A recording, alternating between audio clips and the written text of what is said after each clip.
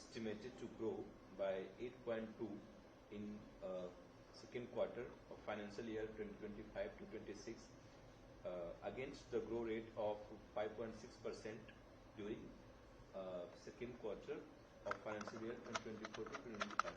So what's your take on that, sir? Well, yes, as you rightly said, these are very impressive numbers.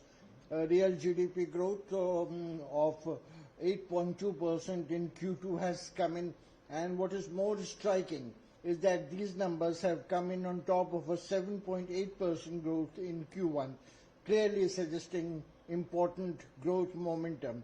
Highest growth in 6 quarters, certainly very achievable, very remarkable. This growth was driven by services, 9.2% growth, and manufacturing, which grew by 9.1%.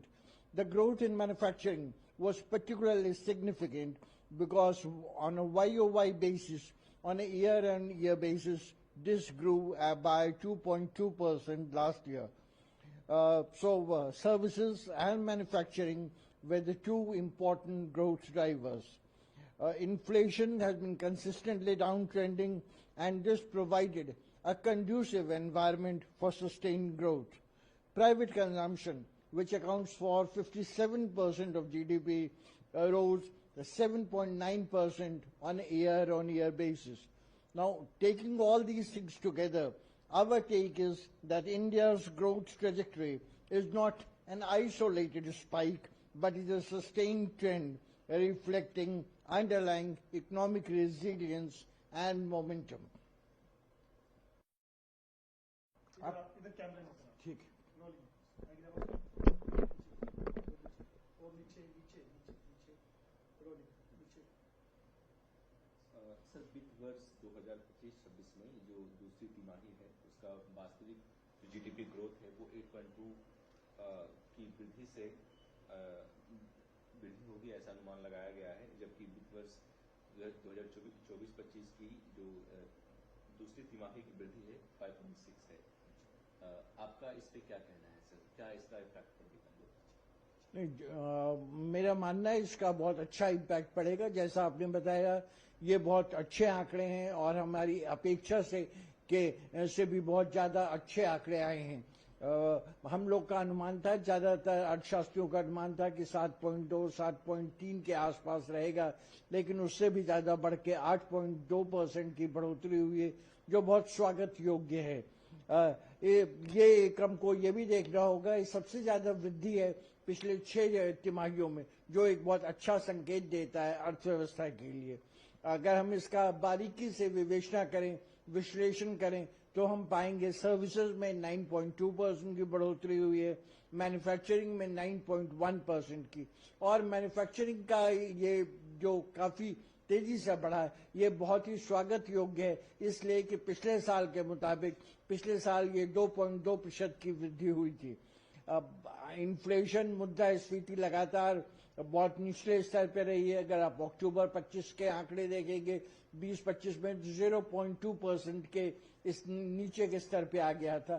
तो नीचे स्तर पे रहने वाली मुद्रास्फीति ने भी एक इस वृद्धि को बढ़ावा देने का एक उचित माहौल बनाया है। प्राइवेट का फाइनल कंजम्पशन, जो कुल जीडीपी का तकरीबन 57% बढ़ता है, उसमें 7.9% की वृद्धि हुई है, जो फिर से बहुत ही स्वागत योग्य है। अंततः निष्कर्ष के रूप में ये मैं कहना चाहूँगा कि ये आंकड़े बताते हैं, जैसे इस तिमाही के आंकड़े आए, पिछले तिमाही में 7.8% की वृद्धि हुई थी, कि ये कोई एक वन ऑफ चीज़ नहीं है। हम एक लगातार सतत विकास के पथ पर अग्रसर हैं, और ये आर्थिक विकास की दशा और दिशा को उचित रूप से दर्शाता है कि हमें हमारी अर्थव्यवस्था में काफ़ी फ्लेक्सिबिलिटी है, रेजिलियंस है, मोमेंटम है, और इस तरह का एक तेजी से बढ़ता हुआ भारत विश्व में अपनी स्थिति को और मजबूत करेगा। भारतीय बाजार पे लोगों को कितनी राहत इससे मिलेगी? भारतीय बाजार में अगर आप देखें तो अभी कुछ हाल में बहुत सारी घटनाएं हुई। जीएसटी में बहुत ही अच्छी कटौती हुई थी, 4 स्लैब से 3 स्लैब, बहुत सारी चीजों को नीचे के स्लैब में लाया गया। उसके अलावा प्रत्यक्ष कर के दरों में, इनकम टैक्स रेट्स में काफी अच्छी कटौती हुई थी।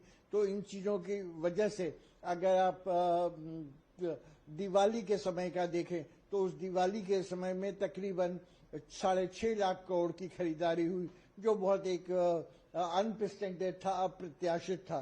तो इन सब चीजों को हमें देखते हुए लगता है कि इन्फ्लेशन में कमी हुई है, लगातार जीएसटी में बहुत रिलीफ मिला है, इनकम टैक्स की दरों में रिलीफ मिला है। इन सब चीजों से आम आदमी को काफी कुछ राहत मिली है।